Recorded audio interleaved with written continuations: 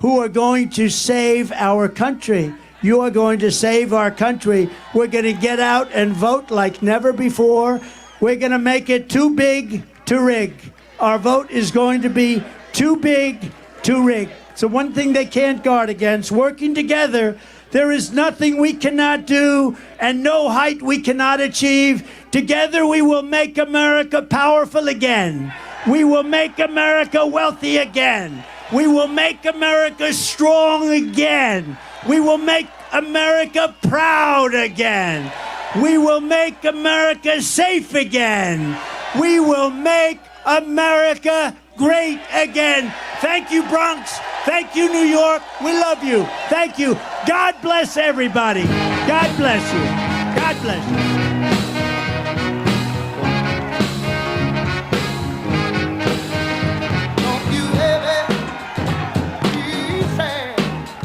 All right, there you go, President Trump, live from the boogie down. Wow. That was raucous. If I had known Chef G was going to be there, I would have. You would have made with it? those teeth? I would have been ready. I love that with the teeth. I want to know where you got your teeth. I love him, man. He's the only one that can get away with that. That might be the line of the year. I got to get that done. President Trump in the boogie down Bronx, signing hats and having a grand old time. Did he start dancing yet? Did he start doing his? I don't think he did the towel shuffle dance? yet. No. All right. No. But a great speech by the president. He was having fun and letting loose, and that's where he's at his best. You can leave that up. We have to get ready for David Zier. You can leave that up, Aaron, if we can. If we can't, that's fine. Yeah, okay. I mean, that's when the president's at his best, right? I mean, the president's at his best. Teleprompter for the formal parts of his speech, but just let it rip. Yeah. Just let loose and let it rip. He's got a active crowd there that's fired up to see him, and on enemy soil or whatever you want to call it. Although it didn't seem like it didn't sound like it. Yeah, it did not seem like enemy territory. With I mean, I don't know how many people are there. It doesn't. Again, I don't get caught up in these numbers like everybody else on social media does. There's 30,000 people. There's 3,000 people. Who cares?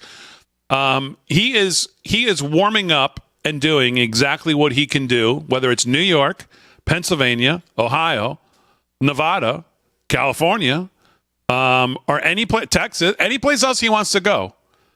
He did tonight what he could do anywhere, and it's a message that will carry him into any state, in any situation, to any crowd. And the crux of that message is, are you better off today than you were 4 years ago? And there's no one he can speak to in this country that can say yes. Right. They're all going to say no, and they're all going to shake their head.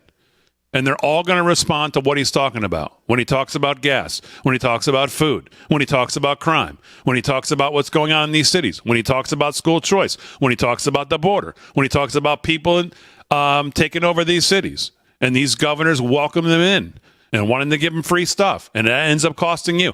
It is a universal message that will work no matter where he goes. And it will work in the debates as well. And we can talk about the debates as we get closer to them. But I saw an article today that his strategy should be let Joe Biden speak. Yeah. Just let him talk is one strategy to think about.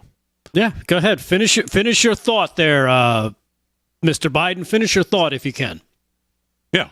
So the president hitting on all of those things. The part that really caught I wasn't able to hear all of it, obviously, because I was getting ready to do the show. But when he started talking about people coming into the country and the numbers of people coming into the country and started describing, he said, you've got young to middle-aged men from China and from all these places. And maybe he said this before. I don't listen to every word of every rally. But he said, I think they're building an army. He said, I think they're looking to hit us from the inside, which is no big flashing news story. Anybody who looks at what's going on at the border can surmise that that's possible and what the FBI is warning about.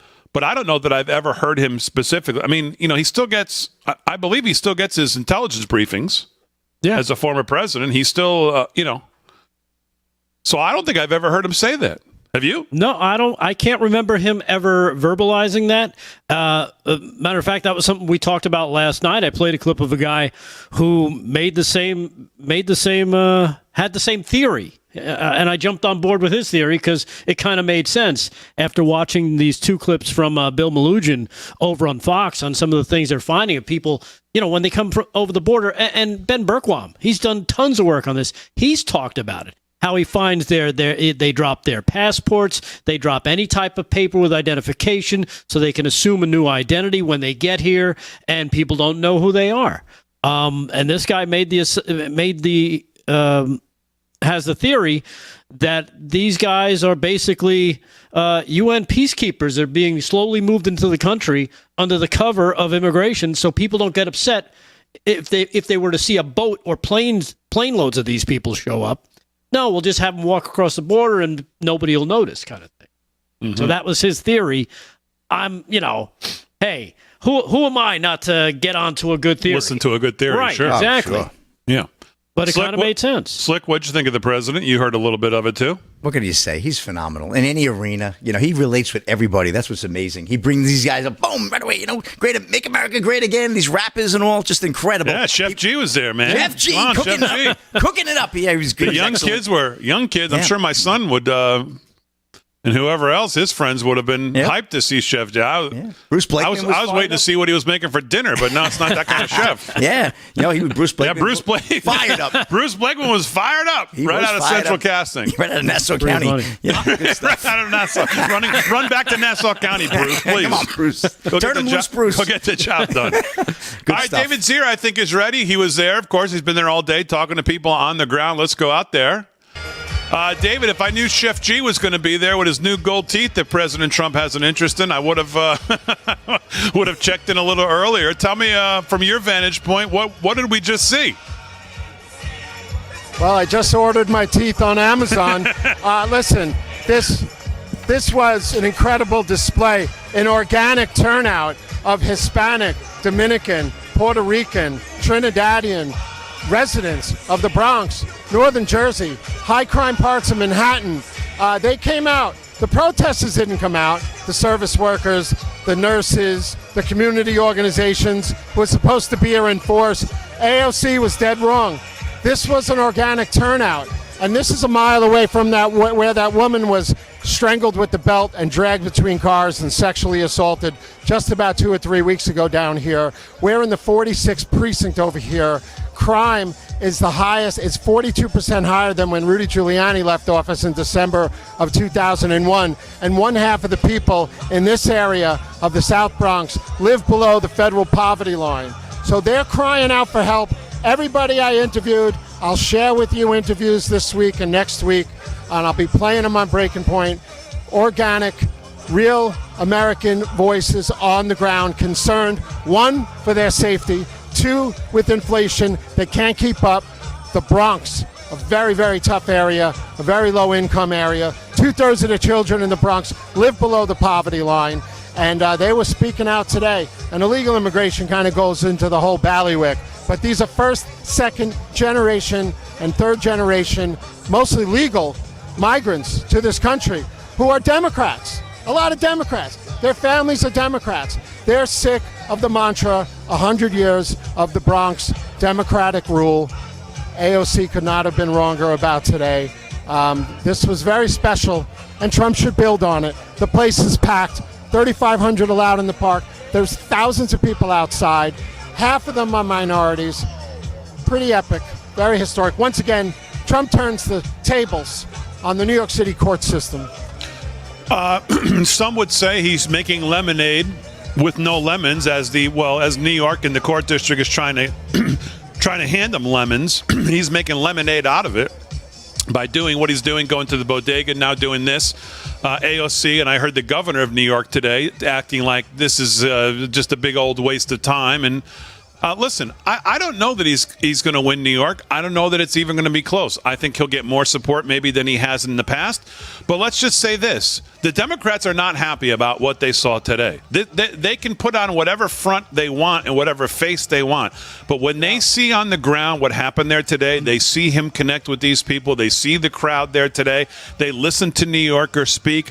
Again, I don't know if he's going to win New York, but if he does, he's going to win all the battleground states. He's going to win New Jersey. He's going to win Virginia. He's going to win New Mexico. He's going to win Minnesota. He's going to win them all if he wins New York. And it's going to be a landslide like we haven't seen since probably 84, if that's the case. And I don't know that that's going to happen, but any Democrat like the governor of New York who says today, these people are all a bunch of, he could just go there with his clowns, and it's a big waste of time because Biden's going to win New York and, proving that he's out for, all of Americans. I'll tell you what, I don't think they like what they saw there today.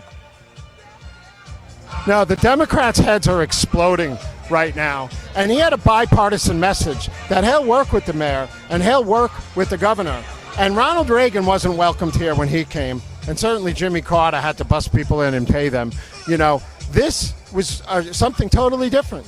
He was welcomed here. There was no dissension or disruptions except for 20 people on a rock with an anti-Palestinian message. And remember, this district, the 46th precinct here, has a 30% increase in aggravated felony and misdemeanor assaults, a 40% increase in burglary just since the beginning of the year. Think about it, 40% increase. These people are crying out for help. They're not getting it. They want to change. I don't think they care who it comes from. So they certainly listened. They turned out, and a lot of first-time rally goers, once again, and a bunch of 6B fans. And New York oozed out of Donald Trump's statements tonight. And he talked about how he renovated Grand Central Station, and his father worked 7 days a week. And, he's really in touch with New York, and he talked about the projects he built. So, listen, this is his wheelhouse. Yeah, I agree. And the points he made specifically about New York were great, and you pointed them out. But I said in the opening before we came to you that his message today is a message that will work in all 50 states. Are you better off today than you were 4 years ago? Pointing out the crime, pointing out inflation, pointing out costs, pointing out energy, pointing out crime in the front door, out the back for all these criminals hit back on the street. He said, I'm the only one they want to keep. I'm the only one they want to give bail to and keep in. So it's a message that'll work in all 50 states, David. Yeah, well, just to close with you guys, normally on the road at about 100 Trump rallies. In the last year, maybe 30 or 40, there have been, it's always illegal aliens, the border, the inflation, national security. Today on the ground, it was like my back's against the wall. I can't buy milk for my family. I can't walk on the subway. Transit crime, there were reports, which has been retracted. Crime in the Bronx on the subways was up 86% year over year recently. But I think those issues are quality of life issues, kitchen table issues, and safety issues first. And then illegal immigration again, which is kind of wound into all of that. Yeah. But it was pretty moving today. Well, that was great stuff, David. My last quick question for you is, do you think the guy to your right there from News 12 is going to have the same take on this rally that you did? No! Probably not. All right, the great... Want me to bring him in? Come on. David, look out for the snake. Yeah. The great David Zier right here, live from Studio 6B. We're just getting started. We're back right after this. Yeah, give him the stiff arm. News 12. Get out of here with News 12. News 12. Suck.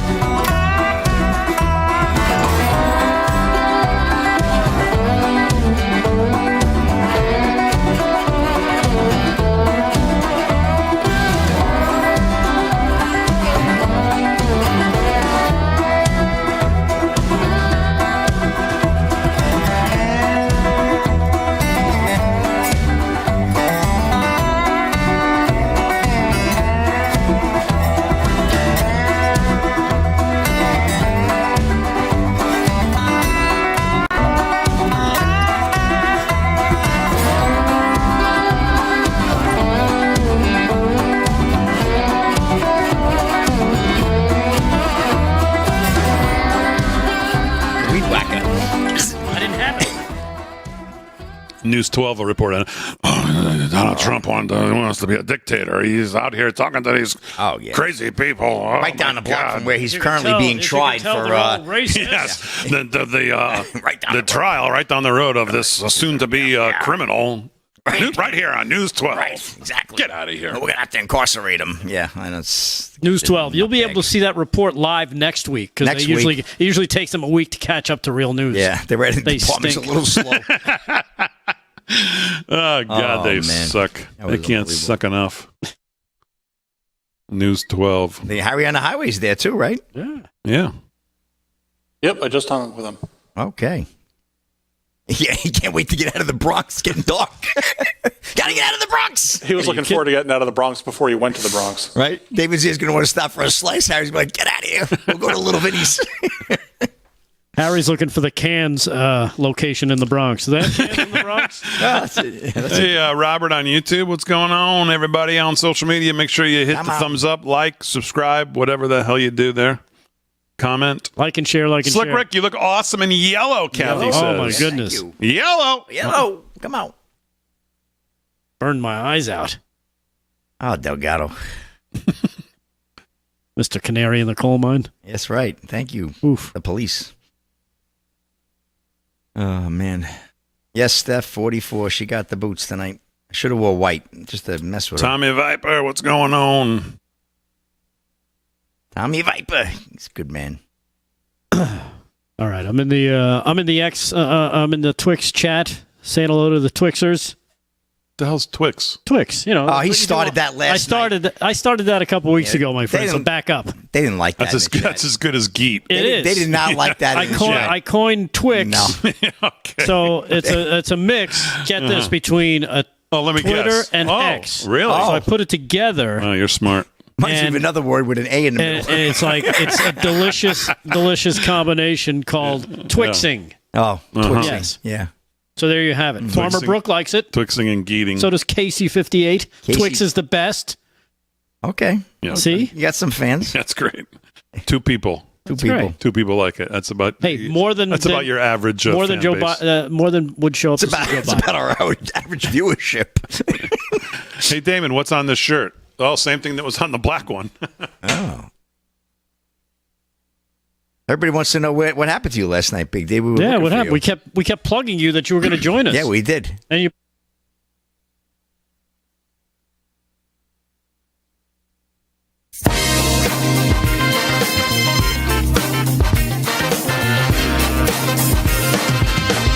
Hey, friend, I wonder if we should. I wonder if we should work some Chef G music into the set.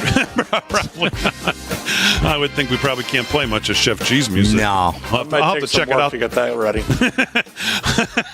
I'll have to check it out. I'm not familiar with his work. Yeah. That's something to Chef sink your G. teeth into when you get a chance, Big D. Come on. Yeah, that's exactly right. I can't get over the president. He had me a star. I literally almost fell on the floor. Right, we were dying when he said that. I asked him where he got his teeth done. I want to love get him. me some of those. Oh my! He said it to him when he came up too. I don't know if you heard him. When he first shook his hand, he looked at him. He pointed to him. Oh, where do I get a set of He those? said, "Hey, those are pretty cool, man." Oh man. Oh, the Oh president. golly! Chef G. I got a Chef picture. G. He really is like a stand-up comedian at times. He can be. Yeah. When he was, Yeah. his timing is so like a comedian. Priceless. He was talking about electric cars. He said, "Does anybody want to drive a car that doesn't go too far?" I don't think so. I was driving in the car. I almost pulled off the road. I was laughing so hard. So, oh man, well, I mean, listen, everybody's going to get into the whole, the number of people. I think it's I think there's missing the bigger picture of. It's not about whether he can specifically he's going to or could win New York. I think I think he can. I don't know if he will, but I think it's just what David Zier said and what we've been talking about. The broader message, the broader point is that people in this country of all colors, creeds, religions, sex, anything you want to put on it, are hurting. It is impossible to live in Biden's America. It is impossible to get by in Biden's America. everybody, again, doesn't matter any of those descriptors where you fall. Everybody sees the crime. Everybody sees what's going on in the cities. Everybody sees what's going on at the border. Everybody shops. Everybody puts gas in their car. Everybody heats their home. Everybody, if you even own a home. And those who are trying to buy a home are thinking, well, how am I ever going to do this? Yeah. And in the meantime, I can't buy because mortgage rates are at 8%, so I have to rent. And then the guy who owns this house knows I have to rent, so he says, I'll just keep jacking up these prices. And, oh, well, if you don't want it, there's a line 10 deep for it. So you'll pay it or like it. I mean, and that's the reality that people are living. Yeah. So his message to specifically New Yorkers tonight, but it could be people in New Jersey tomorrow, could be Pennsylvania the day after that, is the same. Are you better off now than you were 4 years ago? And the answer unequivocally is no. So do you want more of the same and worse, given the new tax policies? You want to get taxed on unrealized gains? You want your taxes to go up 40%? You want the capital gains tax to go to 58%? Is this what you want? You want to vote at the demise of your own well-being, of your own family? I think the answer for most people is no. Yeah. Especially when you go back to the rent thing for a quick second. Like you said, the rent keeps going higher. Well, guess what? Now you can't even afford to save to try and buy because all your money's going into rent into something you'll never own. So that's another aspect of it. I think kind of gets lost because people are like, well, I'll just rent for now. But once you start renting, like you said, after time, a little bit of time, next year, rent went up again. Rent went up again. Rent went up. Next thing you know, you're like, I was supposed to have saved all this money to buy something, and it's not going to happen. And it looks like probably never if we keep down this road. Now, a couple takeaways I took from this rally. I don't know about you, but he seemed a little bit more relaxed. Didn't he seem he almost seemed a lot more relaxed than normally he goes and he does these rallies, and he's pretty relaxed. He's doing his thing, right? But I think it's this aspect of it's almost like he's at home. He's in New York. He's at home. And I think that's part of what David was talking about as well, is that this is his backyard. People know Trump from way back. He's been here forever. They grow up as kids in the 80s. It was Trump. You knew about Trump. He said it. He said I was a hot deal, back then. Back then. He goes, I don't know if I'm hotter now, if I'm hotter then, whatever. You can't take that from him. The man's right. Yeah. But he's been in New York for so long. And for somebody like an AOC, the false prophet, who was predicting rain and all types of disasters coming in because he was going to be speaking in the Bronx, he shows up and the people love him wherever they go because he's one of them. And I think they realize that. It's what the left doesn't realize because they're out of touch with people. And like we've talked about a lot of times, this is his wheelhouse. He has his teleprompter that he sticks to for the stuff that he needs to get to. But when he goes off script and he starts working the crowd, he starts talking. He's like that woman who had an issue, and he stopped the speech so she could get help. And then he comes right back and hits it. He brings up people. He's having fun. He makes the jokes about the guy's teeth. He talks about the electric cars. And then he starts talking about, and this was something I hadn't heard in other rally speeches. He started talking to the young people about success. And I think that was important because he's starting to recognize, hey, this is a great message because I used to do a lot of this speaking. He talked about how he used to go to places to speak about success. I think he should be doing more of that on the campaign trail because people have already been pushed down for the last 3-4 years. They want to feel like, hey, something positive is coming my way. And hearing a guy who's successful talk about how you can be successful and we as a country can be successful, I think is going to take him a long way with the younger, the 25 to 35-year-olds that are looking at it going, I'm never going to own anything. I can't achieve the American dream. I'm stuck with this. I'm stuck with that. This country sucks. People suck. Everything sucks. And, I think that's going to be one of the things that I think he should be pushing forward, more as we get closer to the election. Well, speaking of young people, and that's well said, to stick with that theme, I just want to go back to something that I wrote on April 27th, which seems like a long time ago now. And as far as this subject matter goes, it seems like the world has changed. Literally since almost the day I put this up on our X.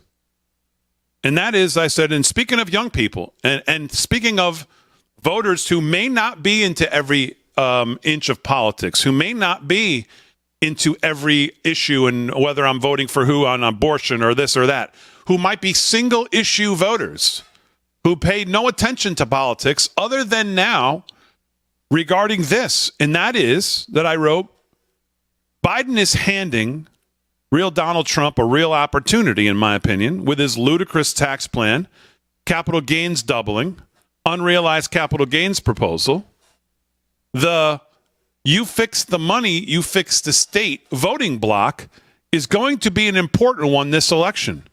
And President Trump should take a very public stance in favor of blockchain, crypto, Bitcoin, individual freedom, and sound money. It's all under attack in the U.S. right now. He should voice his support for a new SEC chairman, a new Federal Reserve chairman, and a pro-crypto, pro-innovation vision. The opportunity is there to grab this voting block now. You can sense it. Well, since I posted that, the world around crypto has dramatically changed because of President Trump's doing exactly what I wrote. He has taken a very public stance, and he has had that community respond in a big way, in such a big way that the SEC today approved an Ethereum spot ETF after approving the Bitcoin spot ETF back in January. There was a 95% chance that that was going to be rejected as of a month ago when I wrote that tweet. It was approved today in what is a huge sign that the White House and this administration understands that that voting block is a one single issue voting block, and they are losing it big time.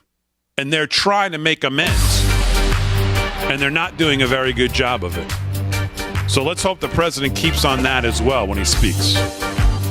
All right, more to do. Live from Studio 6B right after this.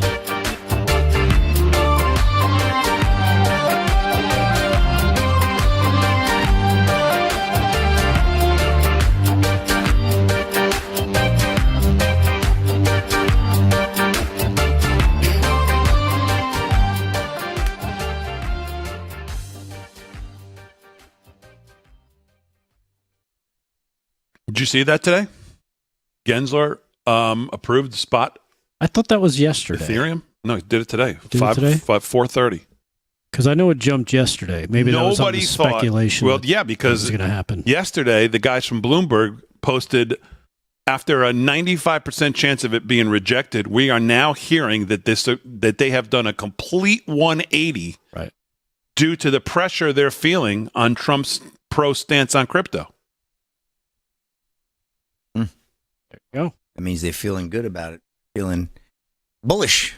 They passed Trump the bill in yesterday out of the House. Every Republican voted yes. Every Democrat voted no. It was a crypto bill. So it passed. Every Democrat still voted no. Maxine Waters is she's the chair of the, wherever it came out of, the banking we have a committee. clip of that. Like, they do not understand. They don't understand this voting block at all. No, they do. And the money. They know they can't control it. That's the problem. And they want to control it. That's why they want to push for this centralized. I'm going to start having some of these crypto guys on. I know one. I'm going to reach out to a couple of them. The guy who was at Mar-a-Lago with Trump, who really made a push. I'm going to reach out to him on X, see if he wants to come on. Did you know that they moved us to 1175 on Samsung Plus? They moved us to channel 1175 from 1029 last night. No. Yeah, they did. That's our new channel? Yep. What is it? 1175. Oh, okay. They brought it to our attention in the chat, and then 10 minutes later, Harry brought it to our attention. It's usual. Hey, Well, leave it. The audience is on it. I mean, Of course. They'll know before anybody.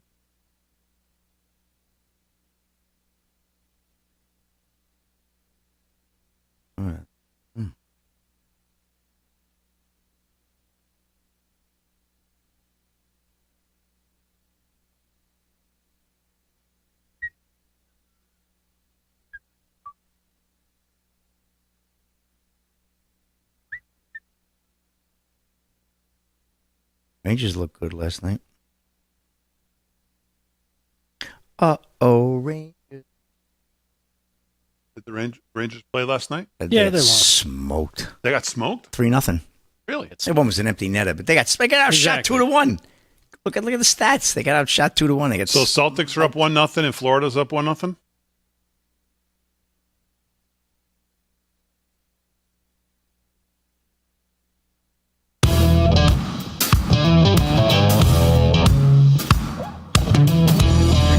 All right, 30 minutes past the hour, live from Studio 6B. Rick Delgado's going to do some news. We spoke to David Zier, who was at the Trump rally today with Harry on the highway. Always enjoy having David on remotely. He does a great job when he's out these events. I saw his hit that he did with John Solomon as well. It was great. Right now, let's do some sports, though, and get some things going here. Sports is brought to you by Mike Lindell and MyPillow.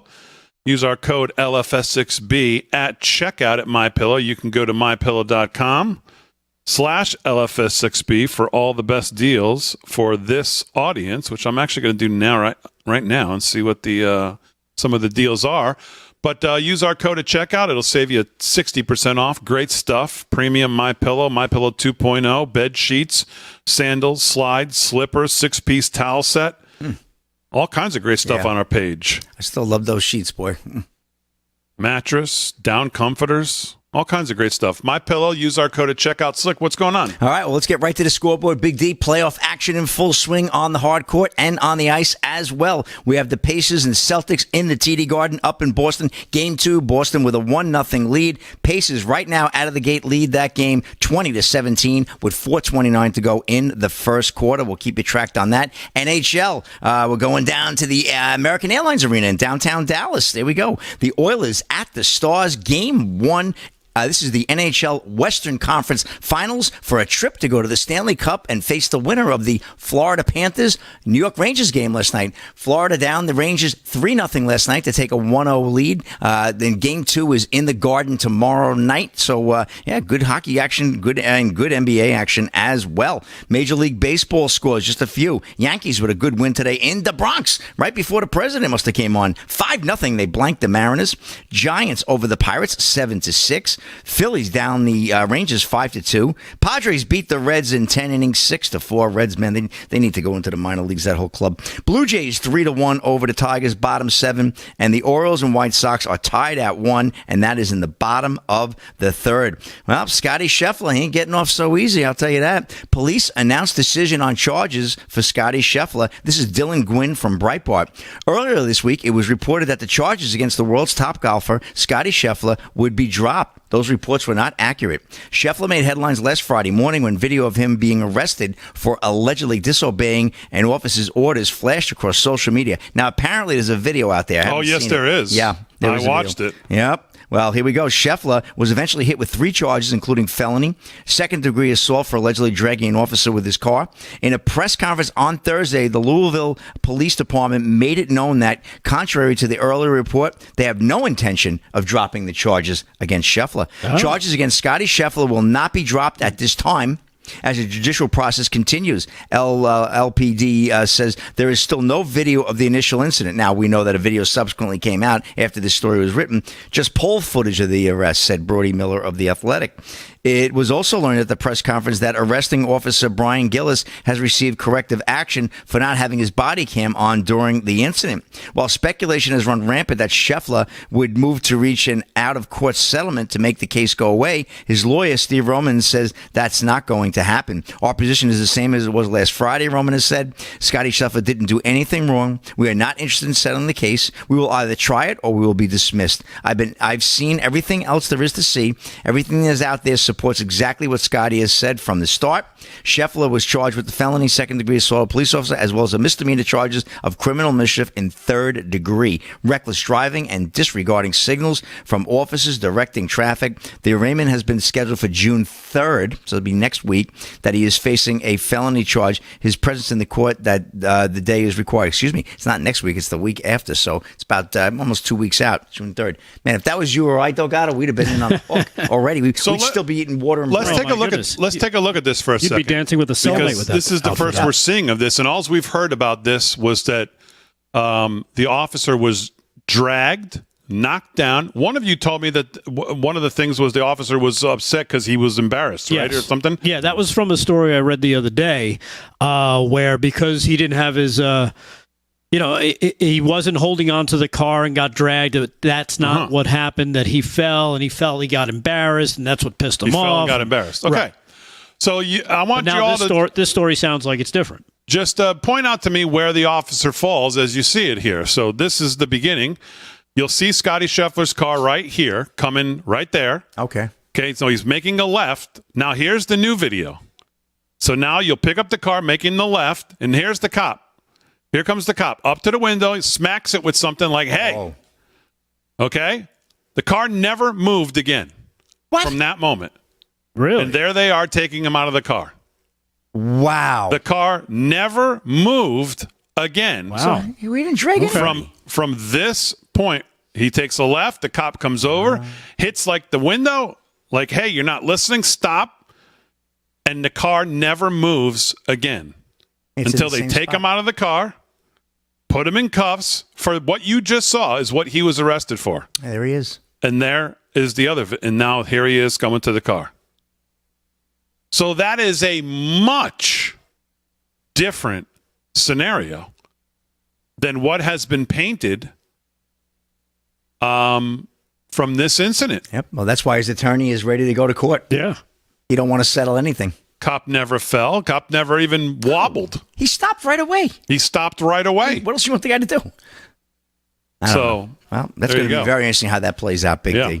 Just one more story, if I could. Big Sal in the Get a Chat sent this to me. Some sad news in the rodeo world. Rodeo star Spencer Wright, now you may mention, I've mentioned his name many times on the show. 3-year-old son hospitalized after falling into Utah River on his toy tractor. Saddle bronc riding legend Spencer Wright's 3-year-old son Levi is in critical condition after falling in the Utah River on Tuesday. This is Christina Couture of Fox News. The 3-year-old son of rodeo star Spencer Wright and his wife Kaylee is in critical condition after the boy drove into the Utah River on his toy tractor. Wright family friend Mindy Clark, who has been posting updates via social media and spoke to KUTV, said the boy's mother ran inside the family's Beaver County home for just a moment on Tuesday. When she came back outside, the 3-year-old Levi was nowhere to be found. After a frantic search, he was recovered unconscious in the water about a mile downstream, the family spokesman told the outlet. Unbelievable. Callie saw his little tractor overturned and immediately dialed 911 and jumped into the water to find him.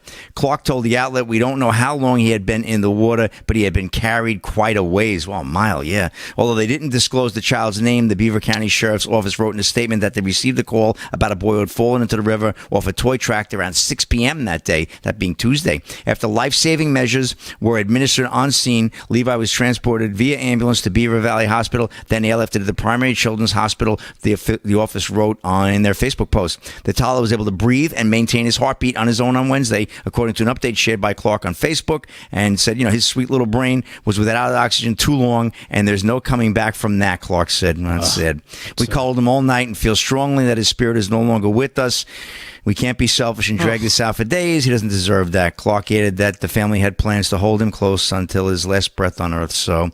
But after hours after that post, doctors told the family that there may be hope for the boy. Clark said in another update, these things, they go back and forth. It's a really moving, situation. Obviously, a lot of moving parts.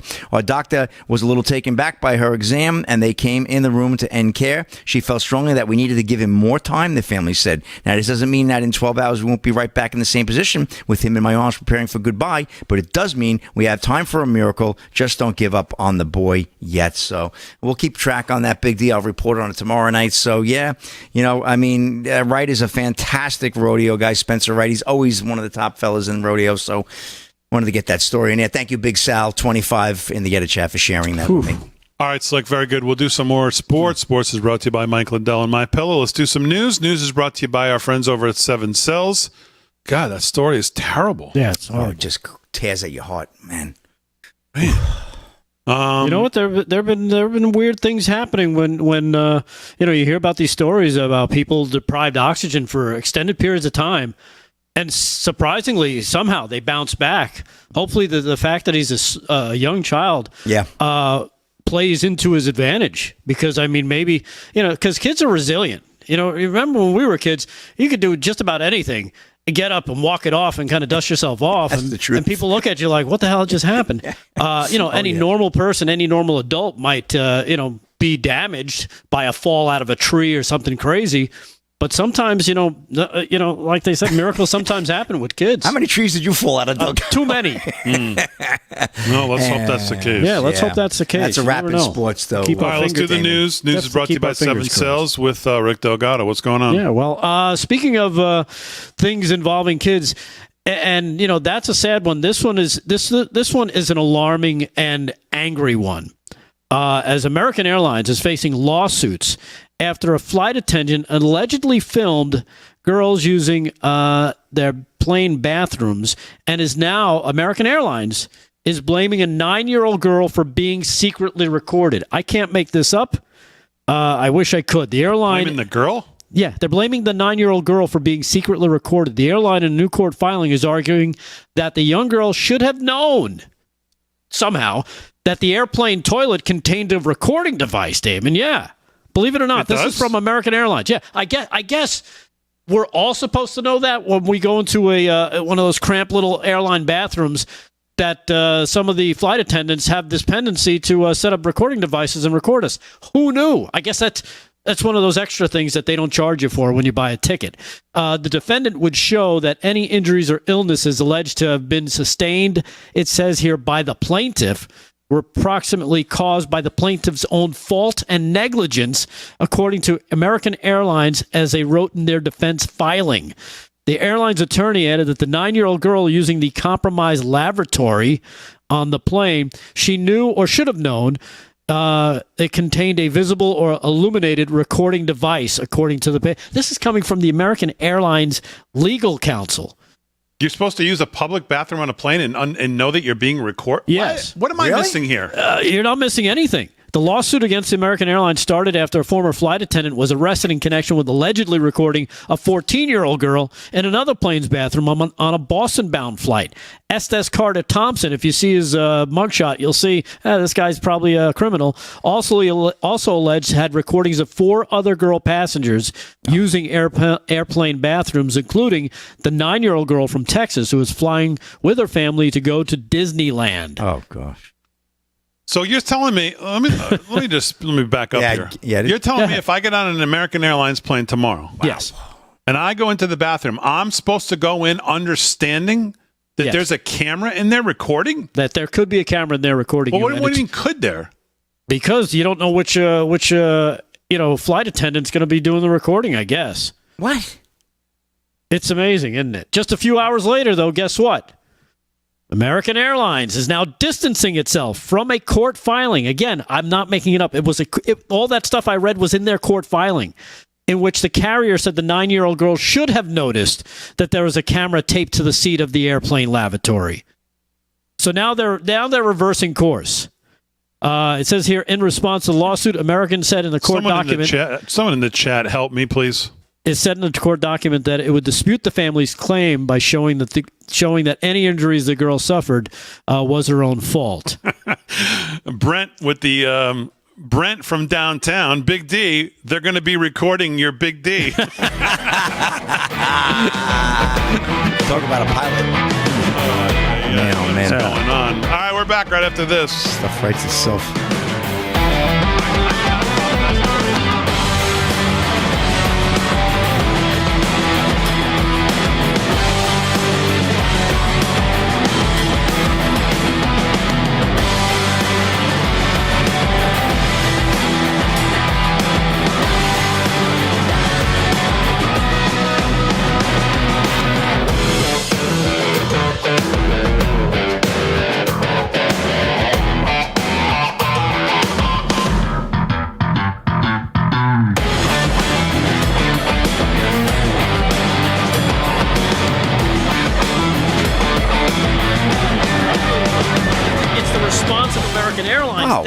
That's it was probably a pervy steward. It was a pervy steward. So it's not that the airplanes have. This is the file photo from the lawsuit. That is an iPhone taped to the seat.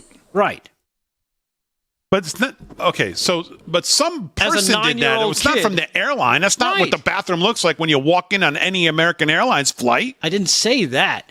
The flight attendant did it. Yeah.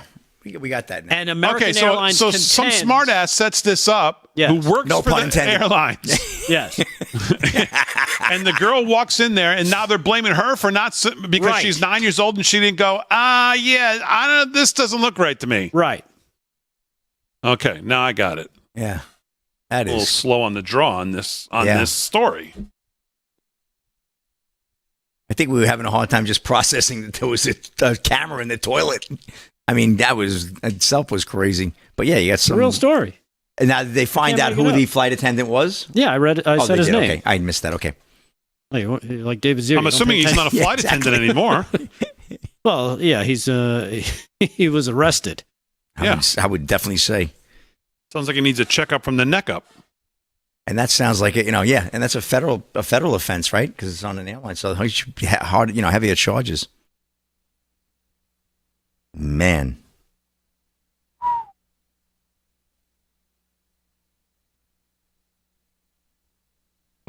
I saw that too. I saw that. What? Who wrote it? I saw that. What? I saw that too. Someone said, "Yeah, he's not a flight attendant anymore. Now he's the pilot." Oh God! Can't make this stuff up. You really can't.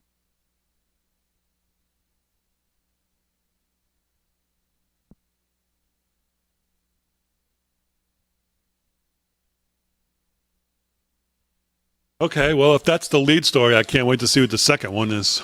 Yeah.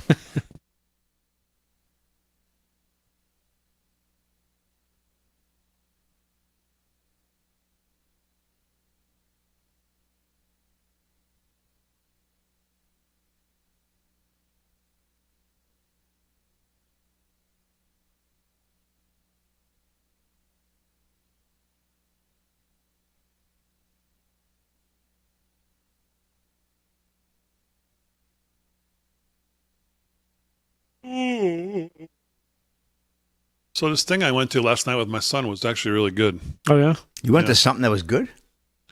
Yeah, it was good. Really? They did a good job. Guy from the plumbers union did a good. He was good. Did he say?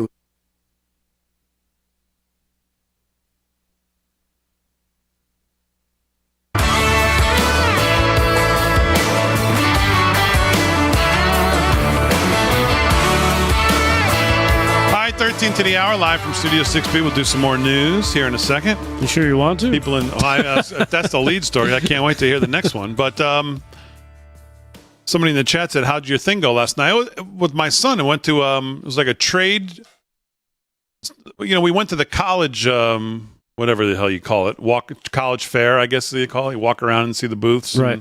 Yeah, college fair. Thank you, Aaron. Well, they had like a trade fair last night where you can walk around and see all the trades. Because All right. in the presentation they did, this gentleman who's been in the plumbers union said it's all cracked up to be. But Did he, say that? He was just really? monkeying around. no, he was good though. He was a nice guy. Gave a good presentation. Talked about some of the positive stuff and benefits of working in the plumbers union, local 200, I think it is here on Long Island. All right. But the overall theme, though, that they gave to the kids, when we got there on time, of course, and there was nobody there, and I was like, "Oh man, but it filled up about a half hour late, which maybe we were early. It said 6:30, but they gave a good presentation to the kids because college is not for every kid, Right. No. and they talked about the fact that they've got jobs for electrical, plumbing, HVAC, and all these other civil servant jobs and stuff that they can't fill. They got people coming from outside the state Right. Post to office do is having a things hard that time, too.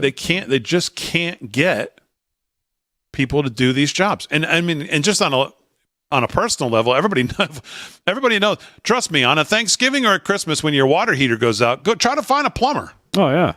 Or try to find. I mean, you can't find them. Or, Yeah. or on a hot day if your AC goes out. Oh, forget it. Oh my goodness. Forget it. You know, wait the week. I had an interesting situation happen some years ago. I was living with someone, and we had this. Excuse me. We had this. Excuse me. We had this place, and they had turned off. The woman. There was a light switch, right? There was a light switch right next to the light woman. switch. Yes, right next to the light switch was another switch. and the other switch turns on and off the boiler and the AC.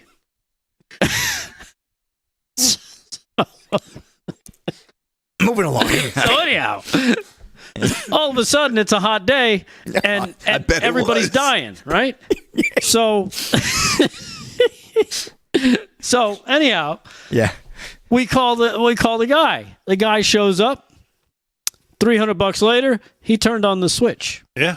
It was a switch. It was a light switch. He's like, "Oh, you just got to do this." Somebody turned it off by mistake. Are you kidding? No. All right, And then next thing I knew, somebody had a video of me on a toilet, and I couldn't figure it out. were you peeing standing up or sitting down? Like Of course I was sitting. What are you kidding me? I was my home. God. All right. I don't do that standing stuff outside the house. The point being, He was a squatter. the point being, it was a good presentation, Yeah. and And there's a lot of money to be made in those there is that, boy. I tell you. because you set your rates. This guy showed up an hour later. He had $300 cash in his pocket God bless him. for an hour. You know, they talked about for remember when them. Buffalo had they had all kinds of power problems up in Buffalo. Yeah. They talked to the kids last night about that situation, and if you were part of you had to go up there. They were making $200 an hour. The electricians who went up there to try to get the power back on, and they were working like 24-hour days because there was not enough help, and they were all spread out all over the city to try to get the power back on. Right. They were making $200 an hour when they were up there working because they came from out of state, in state, down here, then went up there. It was just crazy. Yeah. Crazy. I know a bunch of people in the trades. When Superstorm Sandy hit Long Island, some of these guys ended up millionaires. Yeah.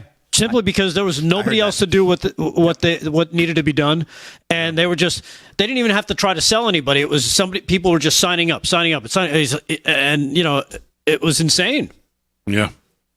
All right, let's do some more news. We'll see what story 2 is. And here with that is Rick Delgado. What's going on? All right. Well, believe it or not, this next I story used to live with someone. is not a joke. Shut up, stupid. Bird brain. Yeah. okay, Anyhow, exactly. the Biden campaign is looking to hire a seasoned meme lord. I'm sorry? The White House is looking to hire a seasoned meme lord. You heard Well, that they have correctly. a built-in David. meme in the vice president. This is not a joke. According to the job listing that was posted, President Joe Biden's re-election campaign needs someone to manage memes. The partner manager, this is how it's titled. The partner manager, content and meme pages hire will initiate and manage day-to-day operations and engaging the internet's top content and meme pages. The job starts at $85,000. Yes, it's an absurd professional meme manager as a job, but in this age of digital organizing is just as valuable as canvassing IRL at a farmer's market. If a candidate is trying to meet voters where they are, then they need to be online where things are going viral and can mean connecting with millions of people. That's why Biden's campaign has a TikTok account, even though the president signed a bill that could effectively ban the TikTok app. Yeah, sure.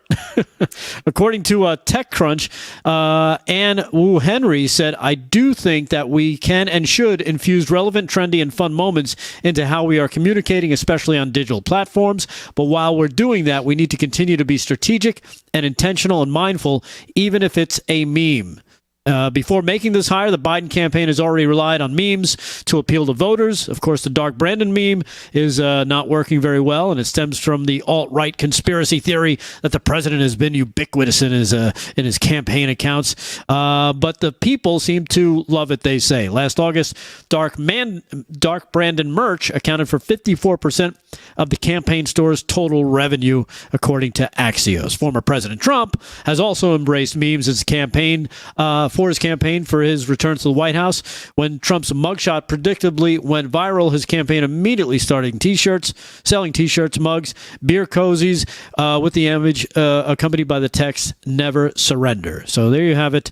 If you're looking to work for probably the worst president in the history of the country, Well, you're not going the Biden campaign is looking for you. to. Yeah. Well, there you go. All right.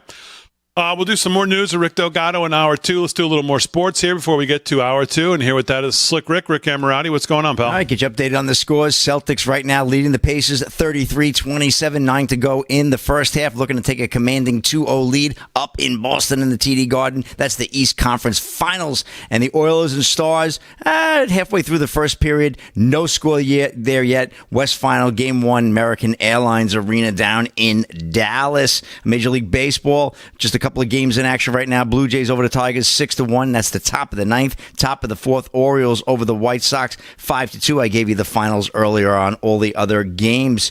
I'll get to a quick story if I can get to that quick. Okay. Well, let's talk about. Oh, here you go, Big D. You're going to love this. One of your favorite TV hosts. ABC's hosting, Caitlin Clark is more relatable to more people because she's white. Can you believe this? This poor Caitlin Clark girl. It's unbelievable. Yeah, this is Pam Key of Breitbart Sports. ABC legal analyst Sonny Hostin said Wednesday on ABC's The View that Indiana Fever star Caitlin Clark was more relatable to more people because she's white.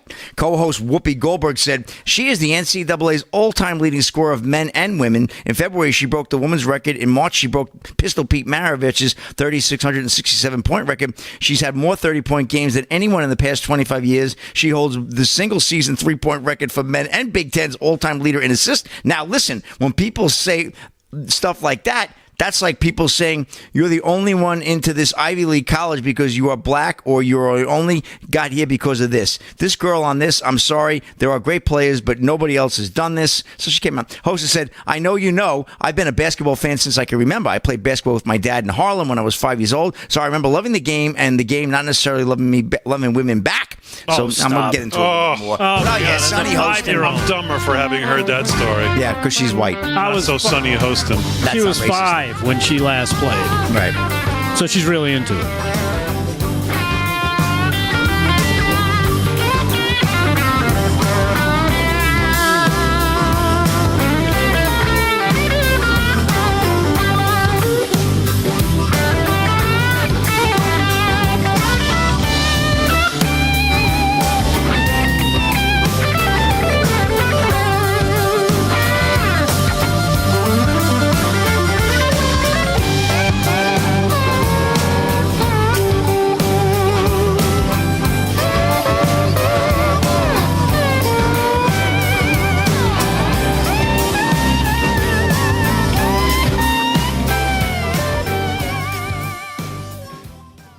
Yeah. You never saw it with your son? Really? Has he seen it? No. Holy shit, I remember it came out. Colin was like, oh, we gotta go see this. It was awesome. You guys should watch it. It's fucking hilarious. I've never seen it. Oh. Speaking French But again? anyhow, Kyrie, the character says, what happened to you? And he's like, I love basketball. It just didn't love me back because he missed one shot in a big game. And that's what she said? She said, I played Yeah. basketball, but it's a game that never loved me. Yeah, it didn't love me back. Well, she's a phony. Well, she has no original thoughts. She's an idiot. I love the game, but it didn't love me back. She stole that. I know. It's a movie line.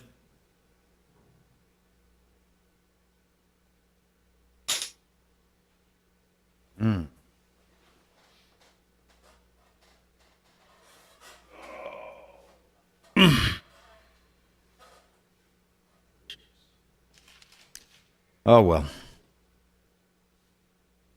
I think Boston, they go up 2-0. That thing's over. Well, you never know. Indiana could come back. Yeah, I was going to say, slow your roll there. That was a poor, Carlisle, that was a very poor execution on that inbound pass to Siakam. And then, they totally ended the game in the last minute. And you know Brown's going to step back and hit that shot. You know it, even though it was a very tough shot. Guy's unbelievable. Tweet Potato said Damon dragging. He's so right.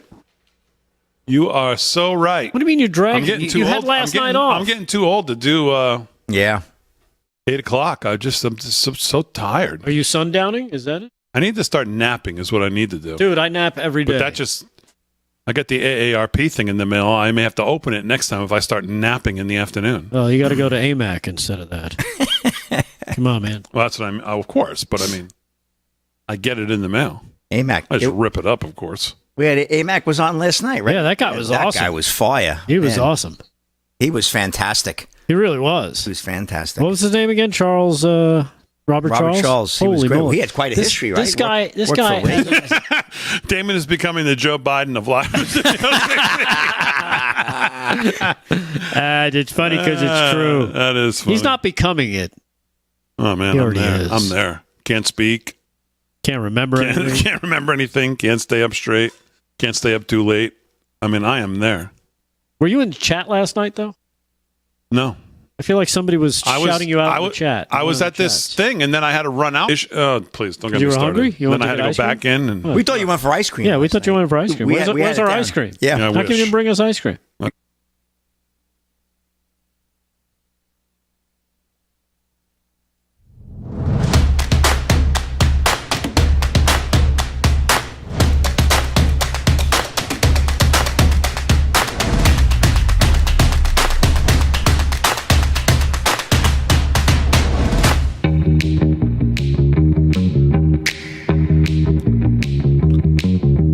All right, live from Studio 6B, hour 2, 9 p.m. on the East Coast. Glad you're in. I'm fired up. A lot of energy, ready to go. Hour 2, if you were with us in the sure you commercial are. break.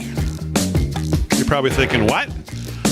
Slick Rick's doing sports. Rick Delgado's going to do the news. Aaron and Fran holding it down as always. Glad you're in. Of course, President Trump spoke tonight in the Boogie Down.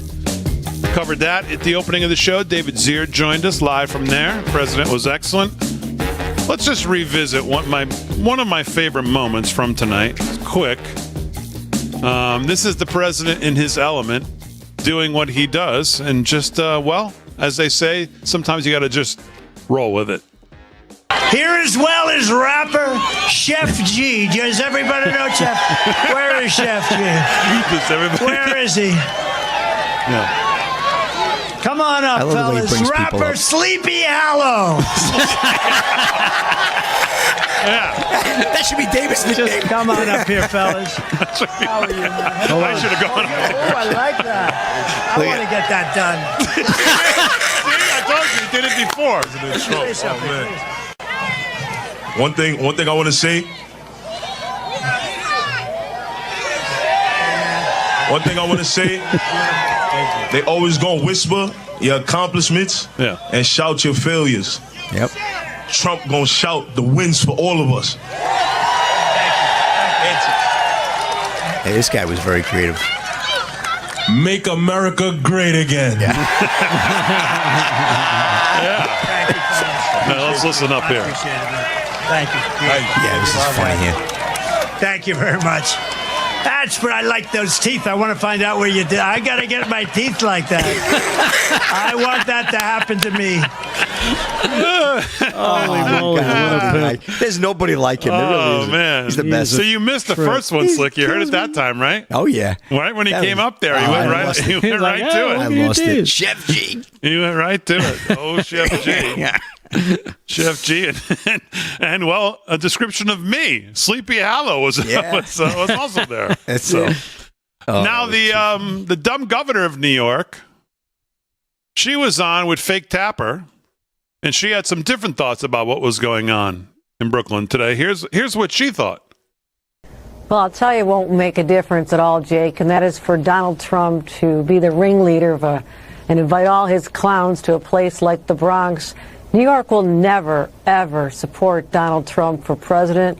We know him better than anyone, and that means we understand what he's all about is just for himself. So this state will go solidly behind Joe Biden for president, as it has in the past. So he wants to spend his time doing these made-up fake rallies and pretending their support here. Be my guest, because while you're doing that, Donald Trump, Joe Biden's out there on the other side, Yeah. making sure he's delivering for all Americans. And so He's go ahead, delivering, all right. spend all your time you want in New York, because we'll be with Joe Biden, and Joe Biden's out there winning over the rest of the battleground states.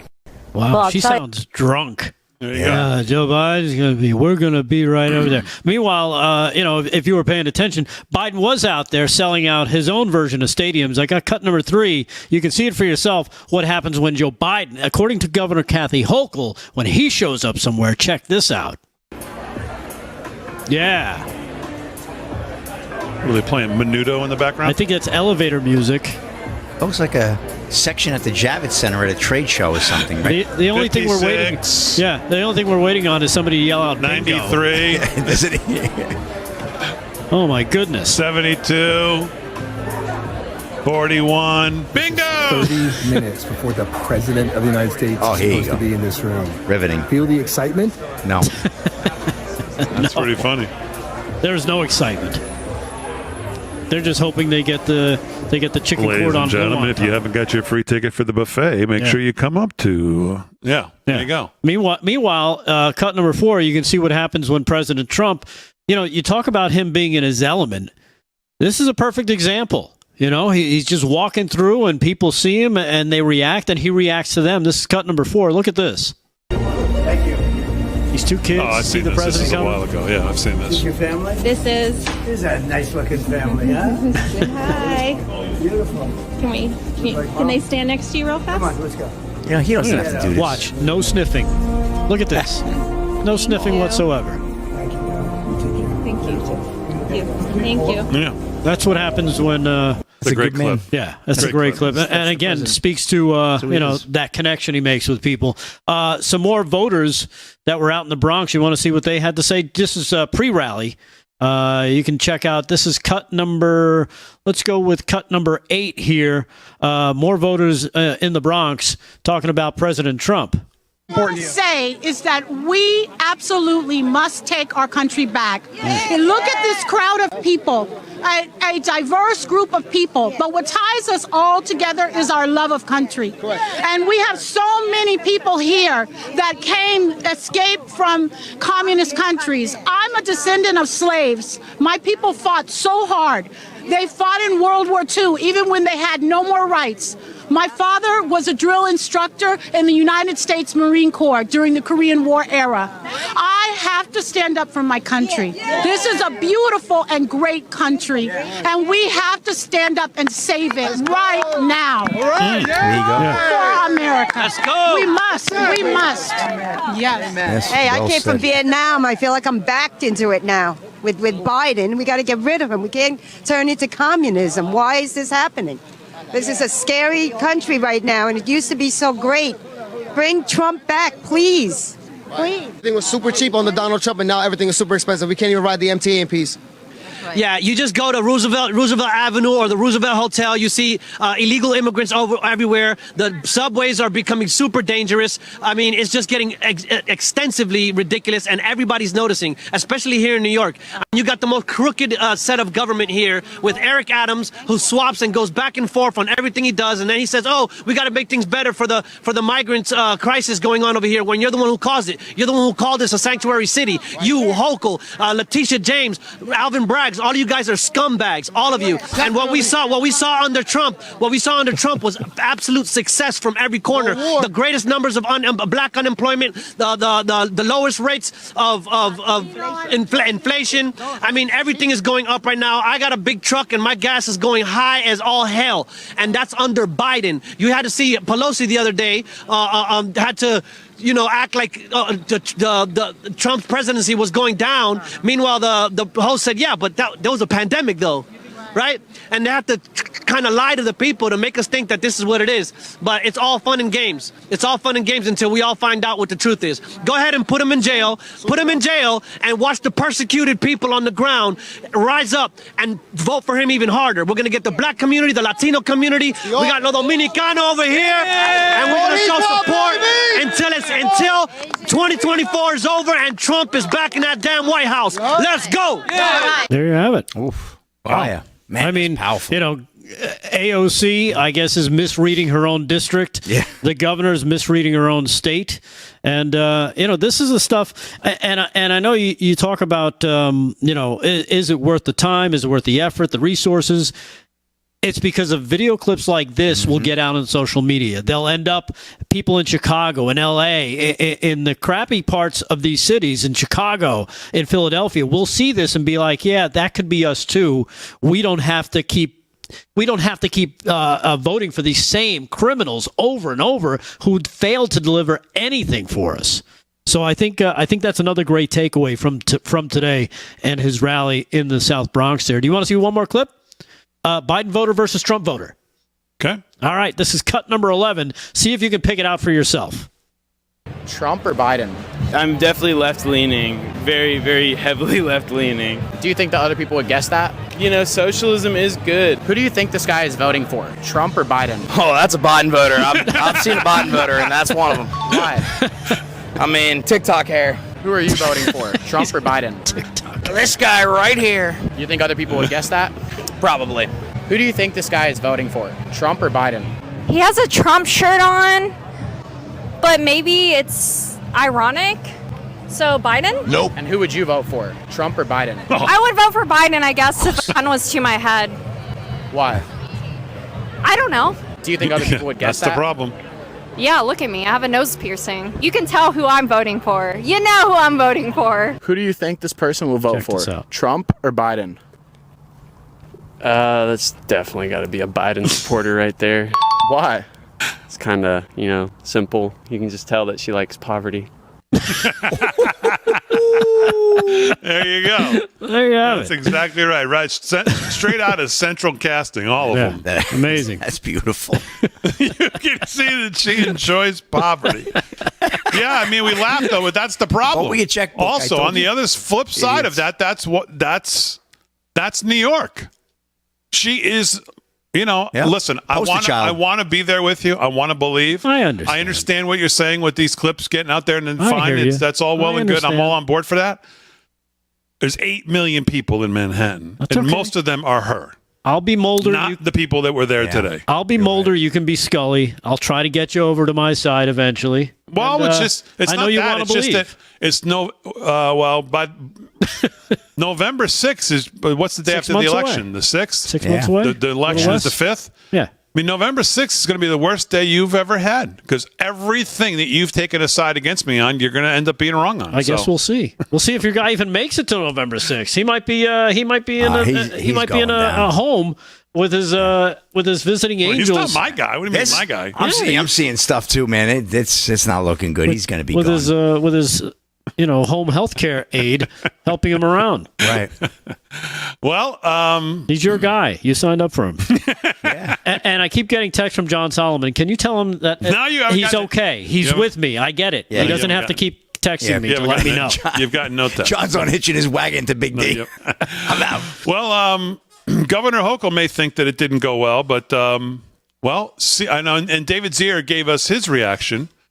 Here was someone else who was there, and if you just put this up now, Aaron, before I even play it, if you just look at the reporter's face, to kind of give you an idea of what they thought. Here is their reaction to the Trump. God, this guy. Trump rally. What was the crowd like, and what kind of response did he get? Well, certainly a bigger crowd than I think Democrats would like to see, particularly given this is one of the bluest counties in the entire country. Now, one of the things that was interesting to me is that the Trump campaign said that they were going to micro-target to get people from the community to come to this rally. I wasn't sure what to expect. I've gone to a lot of these rallies across the country, and there are often people who travel hundreds of miles to see Donald Trump, and they're not necessarily part of the community. However, one of the things that I found was that there were a lot of people here that were actually from the Bronx. What was the crowd like, and what kind of response? Oops. There you go. We got to go to commercial. I can't believe we're admitting that on We CNN. gotta go. Yeah, I got a commercial. All right. Gotta go. Thank you for that report. All right, live from Studio 6B. More news and sports coming up.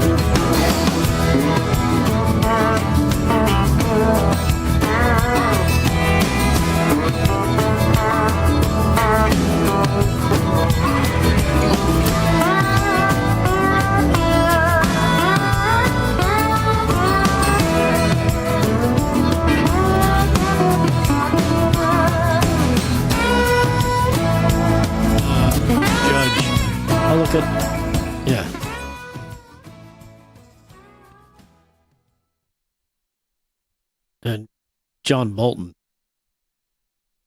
John Bolton admits he's going to vote for Dick Cheney.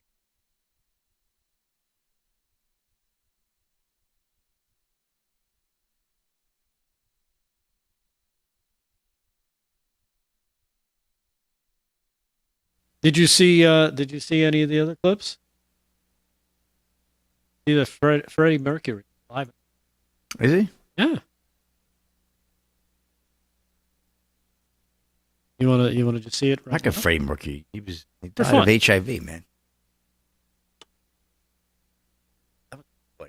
Fran, what do you think? Is that a good rendition? It's a good rendition in that it's good for what he's doing. It's good if you like interesting shoes. Yes. I like interesting Slick would love these shoes, by the way. Oh, yeah? Yeah. Like something coming out of my closet? It would be. No pun intended? It wouldn't fit out of your closet. Yeah, you need like a storage shed for these. Oh, I got you. See, now Damon's intrigued. He's They're like, big what shoes to fill, huh, Fran? I really hope your toes can't fill those. I guess you guys have all seen whatever you're talking about. I mean, I prepped it, so yes. You're a music connoisseur. I think you would enjoy it. All right, fine. Oh, you got to play it now. Ooh. We got any live reads coming up? Not tonight, no. Nope. Really? Look at that. We have someone shilling earbuds in Rumble, though. Really? You getting a cut on that big deal? Yeah, there's a spam bot in there. Should I go block it? I can't block it. You should block it. Okay. I don't have access to that. Well, I'll give it to you. Just what's this quiet?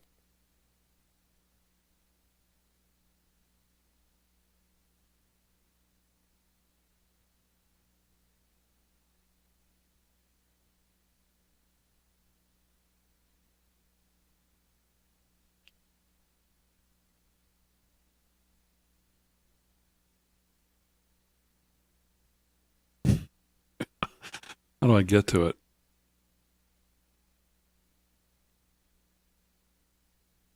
Get to what? I don't even know. How do I even get?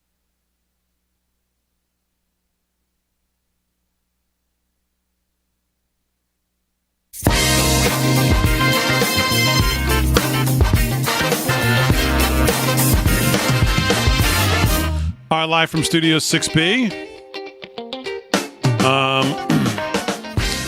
On a, what's tonight? Thursday. Man, the week's flying by. Yeah. Thursday night? Especially when you're off Wednesday. Yeah. 4-day Damon here. Cousin Humper Day.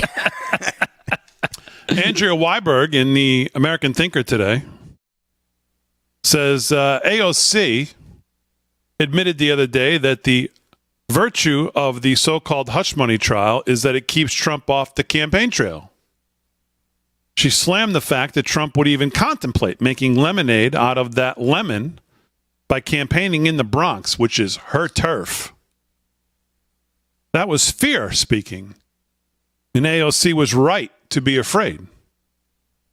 What happened today in the Bronx is monumental. A crowd that was estimated to be a few thousand is currently in the tens of thousands and still growing.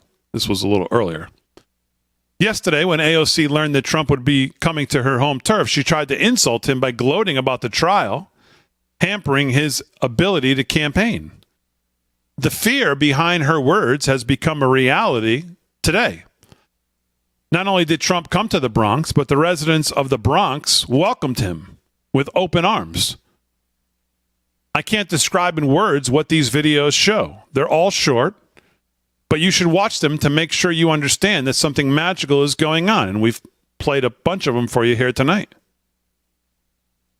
Contrast this scene in the Bronx, which is something like out of an old Hollywood movie, with Biden's recent appearance in New Hampshire, where nobody even shows up.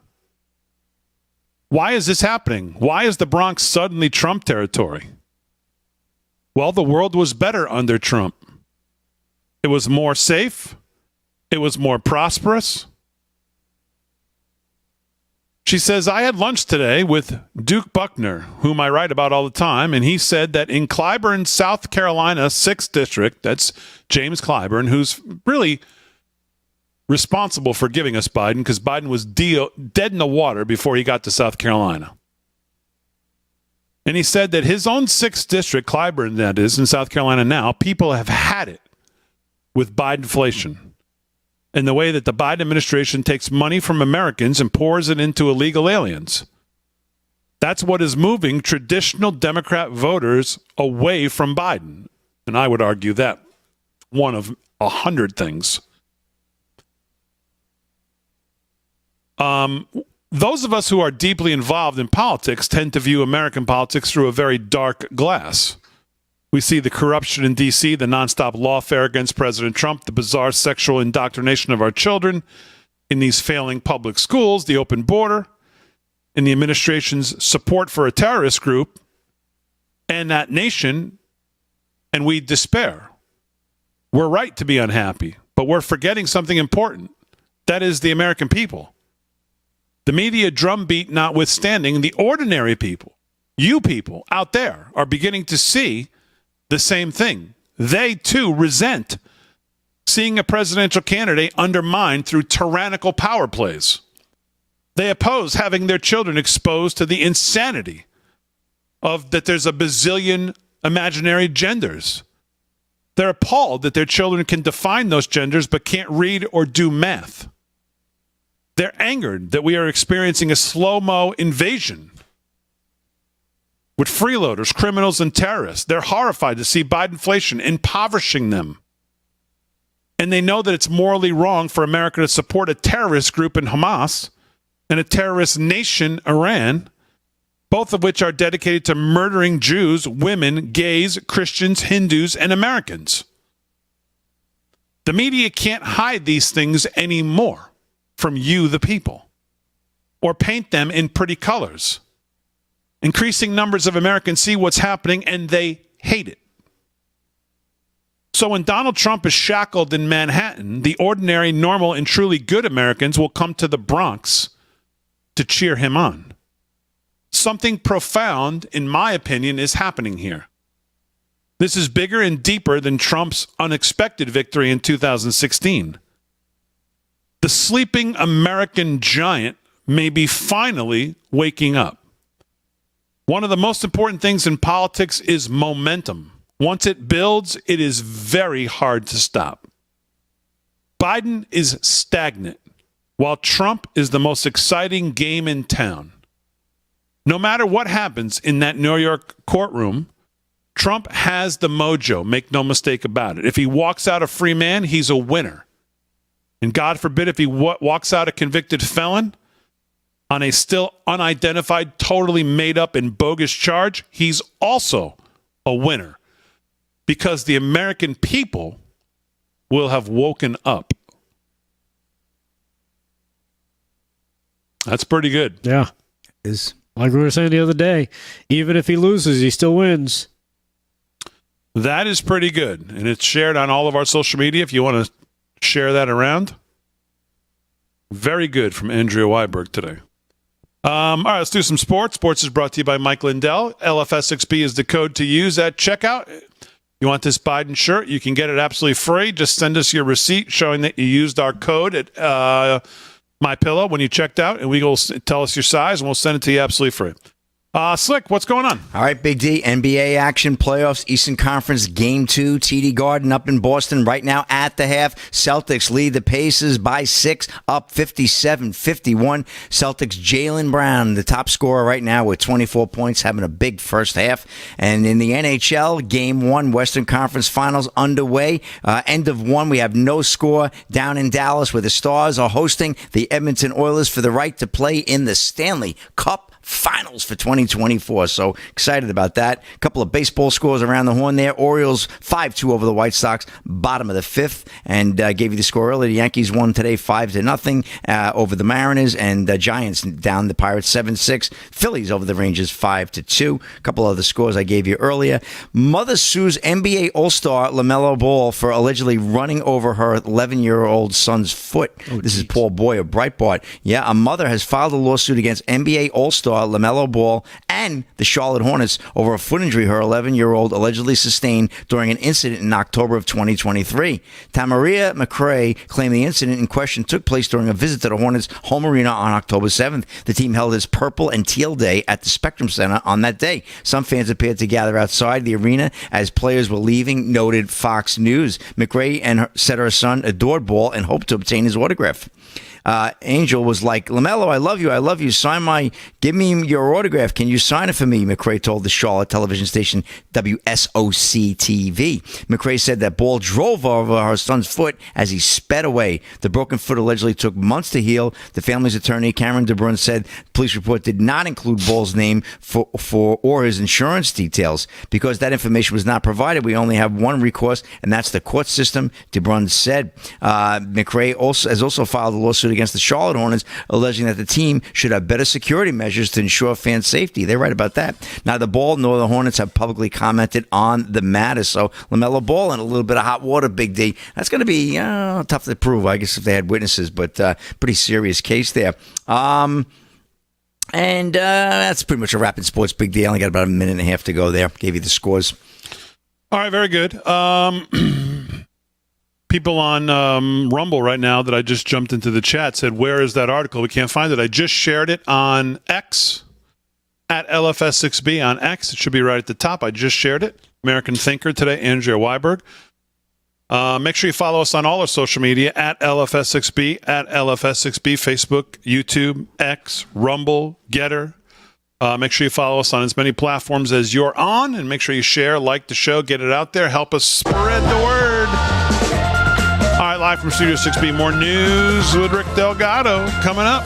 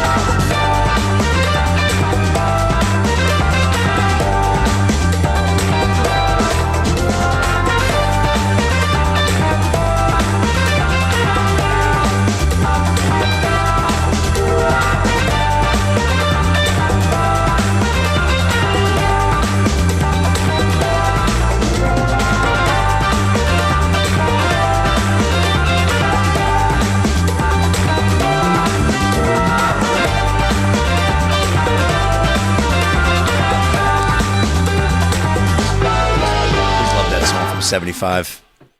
Hey, Aaron, throw this up, friend. Give me some sound. I got to hear this. Everybody, they say this is people talking about this tonight. Tavares, right in the butt. What? No. Blake. This is the best. Yeah, that's it. Tavares, right in the butt. What? Oh, God. Well, you took a chance.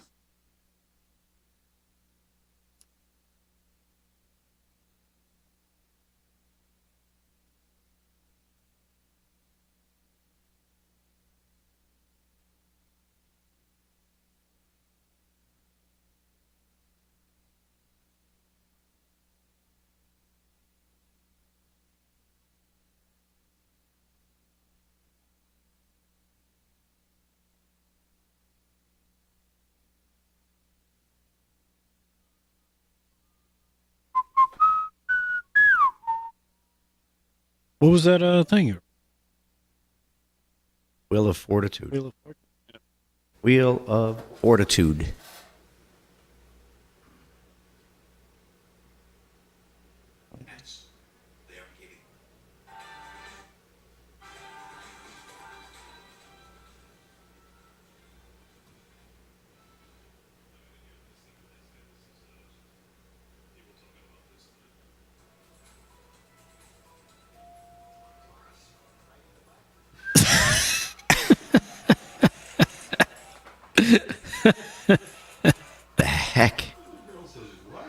Say what? This is the best. Hey, that's Joe Biden's favorite song. You're the best. This is the best.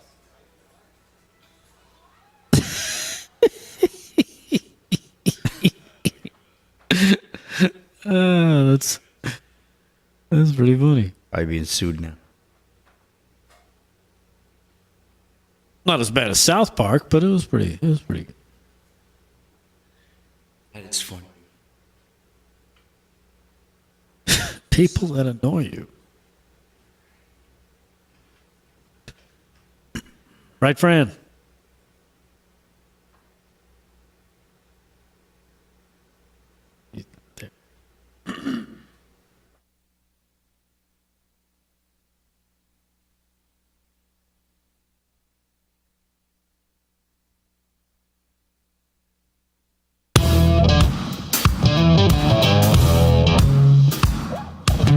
All right, 30 minutes past the hour, live from Studio 6B on a Thursday night.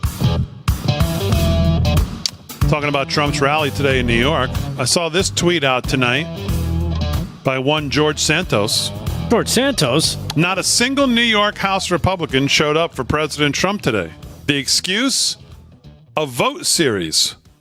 I've seen them delay or change vote days for many political reasons before, and Dems did it all the time when they were in the majority. The New York GOP is in shambles, he says. Well, that's not a single New York House Republican showed up for President Trump today, he said. Okay, well, maybe he's right. Bruce Blakeman obviously doesn't fit the bill. He's the He's Nassau County executive. He was there. Mm-hmm. Some others were there, but I don't know. Maybe that's a good point. Where the hell are they? But New York is in shambles. He's right about that as well. So Yeah. No kidding. We live here. Yeah. Yeah, where was Garbarino and Lolota from our area, right from the island? Yeah. Yeah, good point. Do we know for a fact they weren't? I get it. They would have been introduced, right? Because he brought him. Yeah, we brought him up on stage. Yeah. Wow.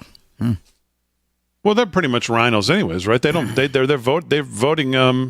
Garbarino's like an F. Oh my God, he's at terrible. Liberty his Liberty score. I just had words with him a couple of weeks ago, actually, at an event. What were the words? Please retire. Hopefully, I'm all about the money for my community, Big D. You know, I got my priorities. Kissing the butt. I don't. Well, hey, listen, that's what you got to do, and it's got to put my chamber first. All right, let's do some. What are we doing? We're doing news. Let's do some news. News is brought to you by 7Cells, 7Cells.com, and here with that is Rick Delgado. What's going on? All right. Well, there's been a revelation, believe it or not, regarding to the Trump Mar-a-Lago raid. Believe it or not, of a secret Obama-era program that is going to cast doubt on the stated reason that the FBI and the DOJ had for the raid in the first place. The law protects only those who follow the norms of one party, according to America First legal vice president Dan Epstein, as he says this, according to some documents that they've uncovered, a purportedly never-before-seen Department of Defense memo from the Obama era appears to indicate that the federal government already may have had original copies of the documents seized at former President Trump's Mar-a-Lago home raid back in Florida in 2022, raising serious questions about the pretext for the raid in the first place. America First Legal, a conservative legal group, released Thursday, earlier today, what it says is newly unearthed memos from the Obama administration Department of Defense confirming that the government may have already had the originals of the alleged classified documents involved in special counsel Jack Smith's sham prosecution against President Trump. The document, titled Memorandum of Understanding entered into by Presidential Information Technology Community Entity, say that 10 times fast, is from 2015 and followed an October 2014 Russia breach of the executive office of the president's network. President Obama took executive action to create a presidential information technology community to better protect the executive branch from such attacks. The PITC, as it's known, which includes representatives of the federal agencies such as the DOD and Homeland Security, effectively established that the president controls information he receives through that PITC network. The executive action was made public at the time. However, AFL said it obtained a never-before-seen memo confirming that the DOD has been operating and maintaining the information resources and information systems provided to the president, the vice president, and the executive office of the president. The memo could mean that the federal government had already stored and retained all those documents of the executive office of the presidential documents, including a substantial amount, if not all, of President Trump's classified documents. In other words, there would be no reason for them to have to storm in there looking for stuff that they already had. What America First Legal has uncovered after months of investigative work paints an unfortunate picture of the rule of law in Washington. A former president, the most democratically accountable officer under our Constitution, was subject to a politicized referral concocted by the Biden White House that led to an armed FBI raid of his home, where his wife and youngest child live, and is now subject to prosecution. So, interesting stuff coming out of the America First Legal, what they've uncovered. And again, kicks it right back to the raid that we found out some interesting info earlier this week about down at Mar-a-Lago.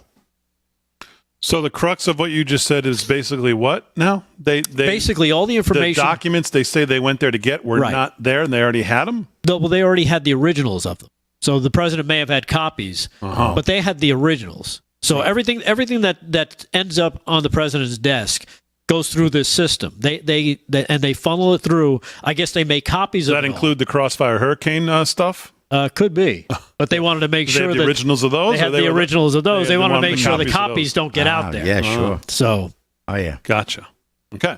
So interesting turn of events there. Speaking of that, since you just said earlier in the week we learned about other stuff from Mar-a-Lago, the Attorney General had a chance to be in front of a camera today and was asked this question, and this was his response.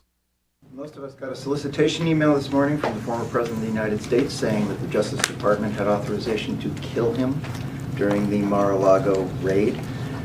First, can you give us some clarification on that particular point that he's making and whether or not deadly force is authorized in other interventions, including the search of Mr. Biden's residence and office? And the second question is, Can I do one at a time? Okay. On that one, that allegation is false, and it is extremely dangerous. The document that is being referred to in the allegation is the Justice Department's standard policy limiting the use of force. As the FBI advises, it is part of the standard operations plan for searches, and in fact, it was even used in the consensual search of President Biden's home. Okay, so there's part of the Attorney General's response to that question. But again, it's all about what they don't say than what they say. Yeah. And quite frankly, in this scenario, and again, I'm the last person that should probably be talking about it because I'm not in law enforcement and don't know anything about all the minutia of this stuff. But there's nothing standard about going into a form. It would seem to me that there's nothing standard, nothing boilerplate, nothing like, oh yeah, use the one we always use. Right. About going into the most recent former president's home that's guarded by Secret Service 24/7. Right. Yeah. There's nothing about that it would seem to me that you can write off by saying, this is standard stuff here, guy. No, none of it's none of this is anything having to do with the word we've never seen this before. So I don't, I know he gets away with saying that and going, oh yeah, we used it in Biden's too. It's just there. We just, we want to make a copy of it. We go put it on the copy machine, take out it. Here you go, guys. Same one we always use. Right. It's the same one we just fill. There's a blank and we just write the person's name in, but they all look exactly alike because it's the standard. It's standard. Exactly. We do this every day. 20 times a day. I don't think that's quite how it happens. No, and especially Dan Bongino did a great opening yesterday of his show about this, and he said what you were saying. None of this is standard. He goes, I'm the only one that I know of that has a show that can talk to you about this because I've done it. He goes, when you're dealing with the other agencies, there's protocols involved, and he made mention. He said that in a Secret Service protected space, other law enforcement are not allowed to bring their weapons into that area. Like if an FBI agent shows up at the White House to do whatever, they have to disarm. There is no, it's part of your job that you're supposed to carry a weapon until you get to a Secret Service protected area. Then you are made to disarm, because the way he described it is there's always a potential for something to go wrong, but they like to have control. The Secret Service, when they're controlling an area, wants that control. They want to know who's got guns, who doesn't have guns, who potentially could be a problem, who's not going to be a problem, and they take that kind of out of the equation, to paraphrase what he was saying. So by them saying, oh, well, it's standard, we would have been in Mar-a-Lago with guns anyway. No, it ain't. Not according to former Secret Service guy Dan Bongino, who explained that's not the way it works and that they have to disarm. So, say what you want about Merrick Garland there, but I think the one thing we can reliably call him is basically a flat-out liar at this point. Nothing was standard. Zero. You look at how Hunter Biden, Joe Biden, the Biden family have been treated through all of the things that are going on with them. You look at the IRS whistleblowers, Gary Shipley and them, how they were treated, how things were changed, how standard stuff was changed, was waived, was not followed, was different. And then we're supposed to believe that, guys, it's standard. I mean, what do you want us to do? It's standard. Going into the former president of the United States home that's guarded by Secret Service, that it's just boilerplate, follow what you always do. Meanwhile, Hunter Biden's getting tipped off that they're coming. There's nothing standard about the way they treat the Democrats. But with Trump, we're going to show up with 4 armored vehicles, 50 officers, right to use deadly force, and then our excuse is, guys, it's just standard. Right. And just, you guys have to buy it. And that's just it. We're going to have a medic team on we do. Yeah, we do this. The other thing Bongino said, by the way, is it wasn't standard operating procedure when Merrick Garland had to approve that search warrant for the Unabomber. Yeah. Which he refused to do. And finally got overruled by his bosses. I believe it was Janet Reno who was his boss at the time, right? Yeah. But for the former president of the United States, the most recent, who had been out of office for not even 2 years? Yeah. They thought that they had to go in there with standard operating procedure, including limited use of deadly force or whatever the hell he just said. And we're supposed to just buy that that's just the way it is. That there was no consideration given to the situation, the history of the situation leading up to that day, what had happened, and the person involved, and the fact, number one, that the person wasn't even there, if you want to call him the target or whatever you want to call him. The main guy is not even there, and they knew he wasn't going to be there. So who else was the big danger there that they couldn't have said, okay, listen, this is not standard, so here's how we're going to do this. Right. I mean, come on. Yeah, and according to the Washington Post, there were at least 4 different sources to a story that said the people on the ground who were supposed to be coordinating this were trying to talk the DOJ out of this. They said it's a bad idea. We shouldn't be doing this. This is not good. And, of course, they were all overruled because it's all political. I think we see that. I think we've always known that, but this proves it. And, you could say what you want, but, usually the simplest answer is the most correct, right? What are we looking at here? We're looking at things we've never seen before. Yeah. Why? Because there's a presidential election at stake, and you've got people there that are clawing to keep control of power because they're afraid once he gets in, they're on deck. Right, James Comey? Whatever you do, you got to vote for Biden.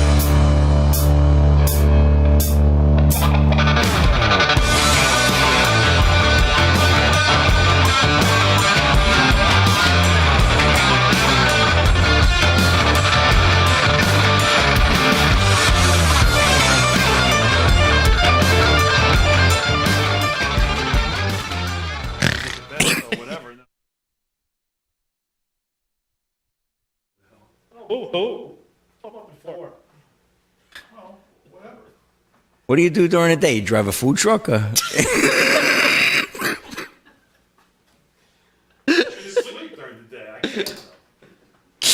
He drives a turnip truck. Banana truck. No, I can drive one of those today with this suit. no shit. That's for sure. Yeah, come on, man, come on. Get the bananas going on. Up there. Hey, that is funny. I actually met a little bird named Banana today. At the vet today. Yeah, it's cute. Little parakeet. What? Were you looking in the mirror? Yeah, I wasn't wearing this suit when I saw him, but yeah, that's true. It's kind of weird, right? I met a little bird named a little parakeet. Adorable. I was at the vet today with one of my guys getting a checkup. You were getting the checkup? No. From the neck up? My 30-year-old African gray Kramer getting his checkup. He's doing good. God bless him. Bird's going to bury me.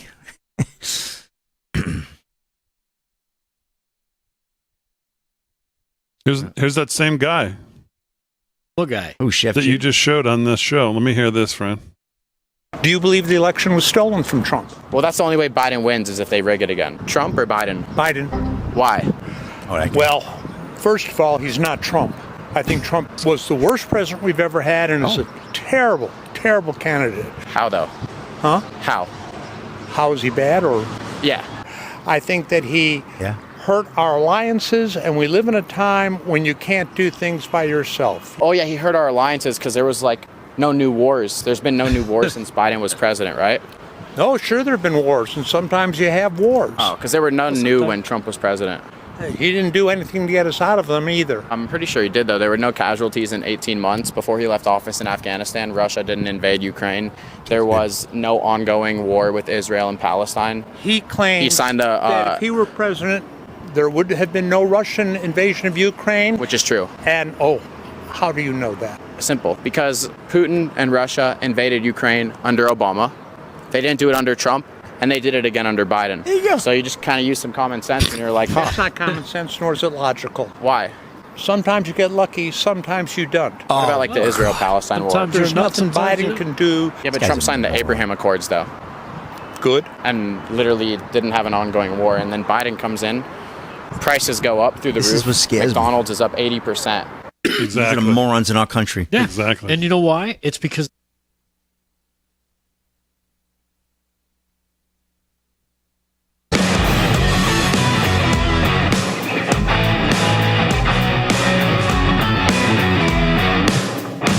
All right, 13 to the hour live from Studio 6B on a Thursday night. Slick's going to do some more sports. Delgado's going to do some more news here before we wrap it up. Aaron and Fran holding it down as always. Harry on the highway and David Zier were in the boogie down Bronx with 45, soon to be 47. And the president was great today. And seemingly, the little that I can take a look at here during the breaks, everybody's talking about it. And everybody kind of has that same feeling like, what's going on here? A little shift, a little feeling good. This is a little different speech than, like you pointed out, Delgado. Maybe it was a little more relaxed being in New York, but talked a little differently, had some different subject matter. Like you said, talked about how to be successful, changed it up a little bit, brought the people up on stage at the end, which I thought was a good idea. I thought didn't use the music, thank God. Right. Did you see what the left is now doing with the music? No. He gets to the part of the speech where whoever decided that music was a good idea should be fired, but whatever. They do it, so I know he tries to use it for dramatic effect or whatever. But now the left is actually saying from the time that he ends his last sentence while the music starts to play and he kind of waits, they're trying to say that like he's Biden, like he just lost his place. He went lost his silent. place. He went silent for 30 seconds. That's what they're doing now. God. Jeez. God. So maybe they're going to cut the music finally, which would be a good idea. So, You never cared for the music. No, I just never got it. Yeah, me either. And we were talking in the break, Damon, hey, if I think he's going to win New York, whatever. But I think what's important is it's a stretch.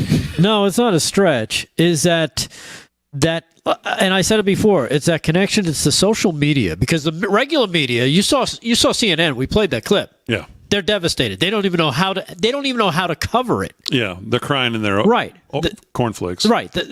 They're sitting in the bathroom, curled up in a corner, hoping to go to a happy place.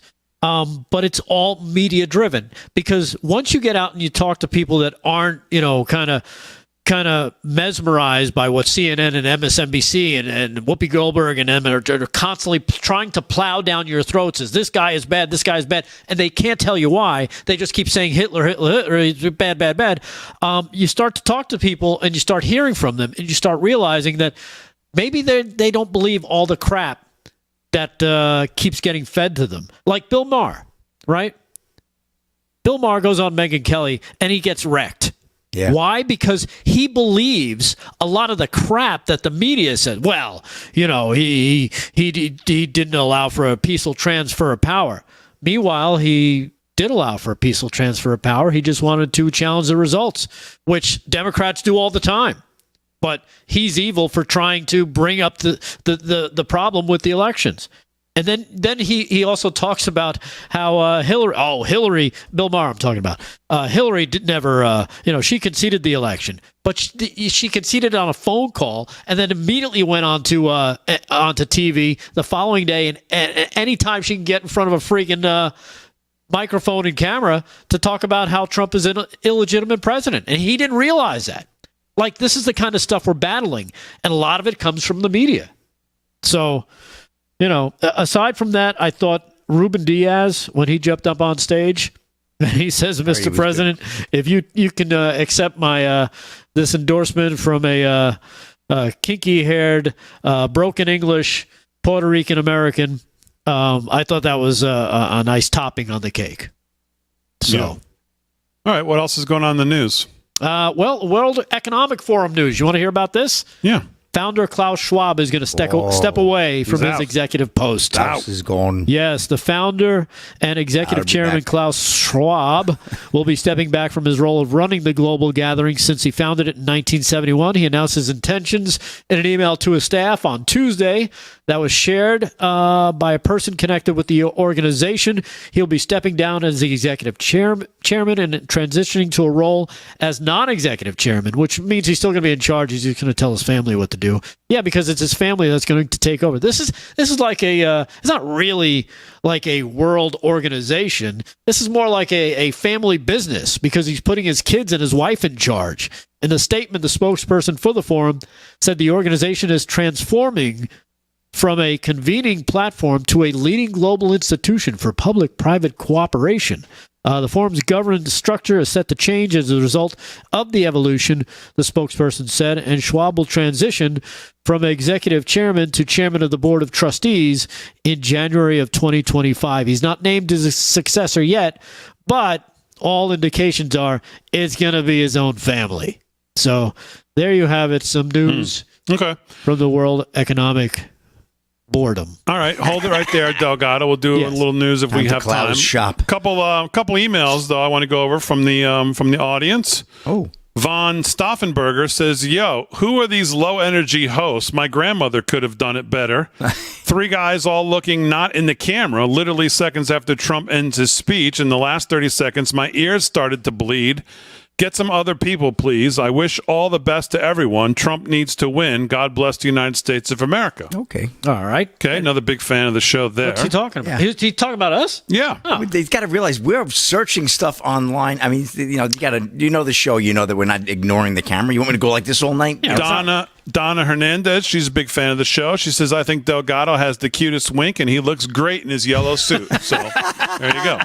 So you can tell she's a big fan. Thank you, Donna, very much. Yes. All right, let's do some sports here with the man in the yellow suit, and that is Rick Delgado. What's going on? Yellow. Okay, Big D. Here we go to NBA. We got the Game 2 up in the TD Garden up in Boston. Big D's old stomping grounds, right? I should be looking Celtics. at Curious George. 82. My old yeah, stomping grounds is Connecticut, not Boston. But you used to go to the games, right? Yeah, it's my dad. My dad was on in the furniture business, and one of his clients was like right there at the right outside Boston Gardens, and he had season tickets. And when he didn't use the tickets, or he knew we were coming, we got his tickets. You were a Celtic fan back in the day, right? Oh, come on. I was wearing number 33. Oh, yeah. From French Lick, Indiana. The great Larry Bird, one of the greatest to ever do it.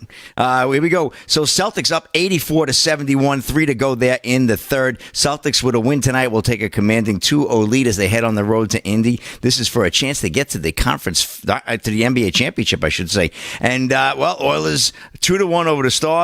Leon Draisaitl scored early to give them the initial lead, and then it's 2-1 now. That's the Western Conference Final, Game 1. That's for a trip to go to the Stanley Cup Finals. 9 minutes to go there in the second period. Excuse me. And Cleveland Cavaliers head coach J.B. Bickerstaff was hired earlier today. That was Joanna Ohio let me know about that. So, he's after 5 years, he is out. Even though they had a pretty decent year this year, Big D. But I guess he was bickering too much with the staff. What are you going to do? And let's see, a quick story. Well, Las Vegas officials say A's timeline will be met. AP report, Las Vegas. The Oakland Athletics are on a tight schedule to get agreements in place and demonstrate that financing is set for the construction to begin on time for the team's new stadium in Las Vegas. The A's hope to open the approximately $1.5 billion, 33,000-seat ballpark for the 2028 season. So they're going to probably change their name to the the Las Vegas Aces or something like that, right? Or the A's? What do you think? I don't know. I think they should call themselves the Las Vegas Bookmakers. That would work out good.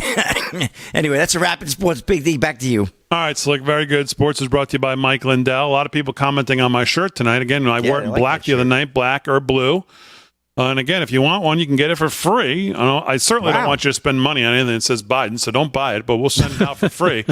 All you got to do is use our code at MyPillow to buy something, whether it's coffee or whatever. You got great stuff over there. Just use our promo code at checkout, and then send us the receipt to lfsxb@yahoo.com. Just forward your receipt that you get from Lindell in your email when you make a purchase. And it'll show that you used our code. Tell us your size and color that you want, and we'll send it out absolutely free. Shay McMager in the chat. Delgado, I used to live with someone. You can't get over that one. As always, we salute our military, active police. I do. Firefighters, first responders, EMTs, everybody on the front lines. Thanks, everybody on the show. Aaron Frank, great job as always. And most of all, thank you. The live from Studio 6B audience. We'll see you tomorrow night.